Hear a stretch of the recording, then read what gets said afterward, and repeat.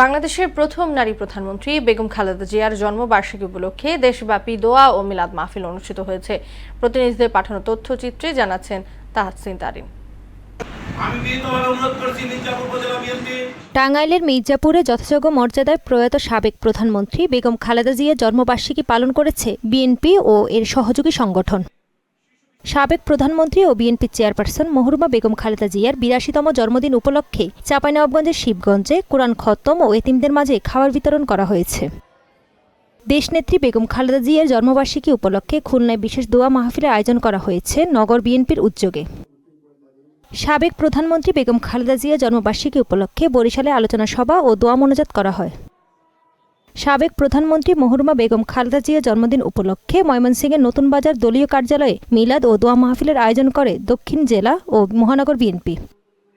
নওগাঁর মান্দায় সাবেক প্রধানমন্ত্রী ও বিএনপি চেয়ারপারসন মহরুমা বেগম খালেদা জিয়ার জন্মবার্ষিকী উপলক্ষে আলোচনা সভা ও দোয়া মাহফিল করা হয়েছে।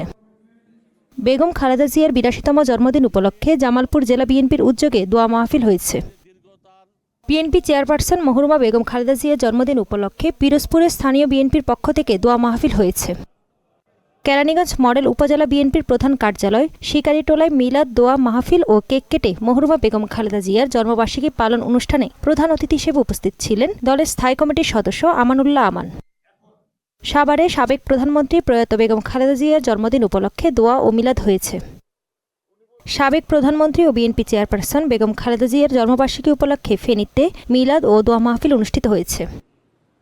মানিকগঞ্জ জেলা বিএনপি ও সকল অঙ্গ সহযোগী সংগঠনের আয়োজনে সাবেক প্রধানমন্ত্রী মহরুমা বেগম খালেদা জিয়ার জন্মদিন উপলক্ষে জেলা বিএনপির কার্যালয়ে আলোচনা সভা ও দোয়া মাহফিল অনুষ্ঠিত হয়েছে।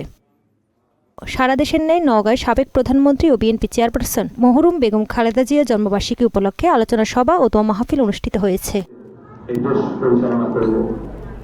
তাহসিন তারিন, মহুরা সংবাদ।